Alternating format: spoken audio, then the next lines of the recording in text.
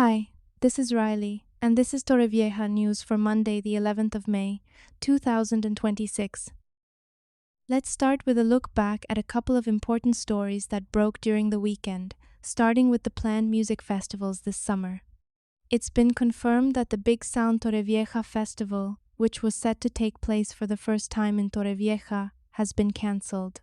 The organizers have pulled the plug on the 2026 edition, citing lower than expected ticket sales.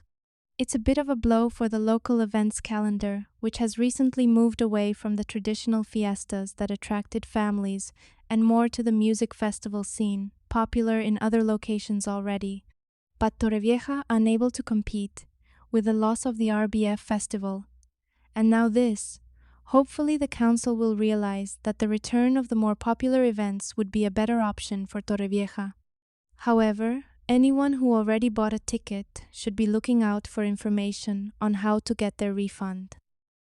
Widening out slightly to the rest of the province, there was a shocking incident at the General Hospital in Alicante.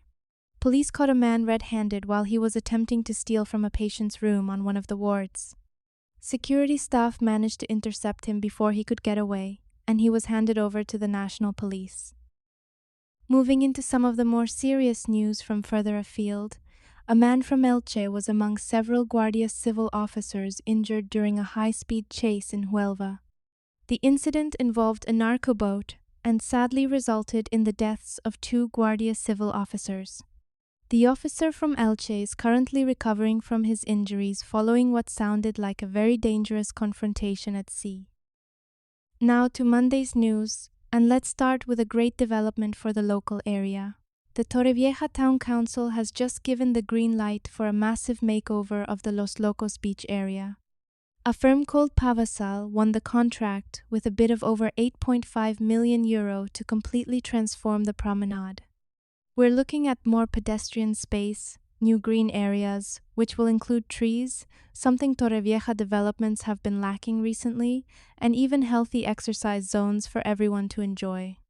The whole project will take about 18 months, but they're doing it in 4 phases so we can still get to the beach while the work is going on. Staying local, there's some news regarding the Torrevieja casino. A court here in town has acquitted several partners who were facing charges of giving false testimony. The judge ruled there just wasn't enough evidence to prove they intentionally misled the court during a previous trial. It sounds like any issues with their statements were down to memory lapses or tricky paperwork rather than anything more sinister, which brings an end to a long period of uncertainty for the casino's leadership. Widening out slightly to our neighbors in Rojales, someone there is having a very lucky weekend. The national lottery draw on Saturday afternoon saw the top prize of €600,000 land at a lottery office on Calle Valentin Fuster. Each €10 ticket for that winning number is worth €60,000.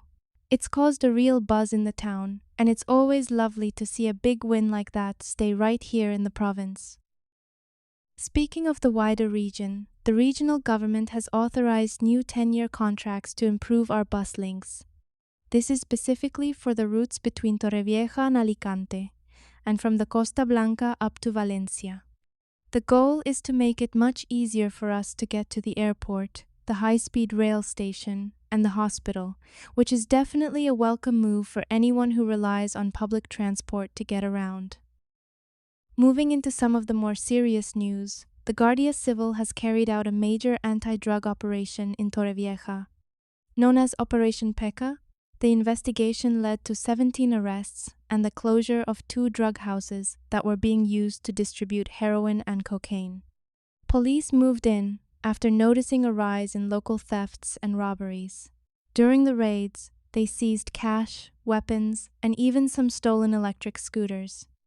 Of the 17 people detained, including 14 men and 3 women, the suspected leader has already been sent to prison. It's been a busy day of updates, from multi-million euro beach upgrades and better bus routes to a huge lottery win and a significant police operation. I'll be back with your next update tomorrow. If you want to find out more about these stories and others, visit thisistorrevieja.com. Enjoy the rest of your Monday. Be safe.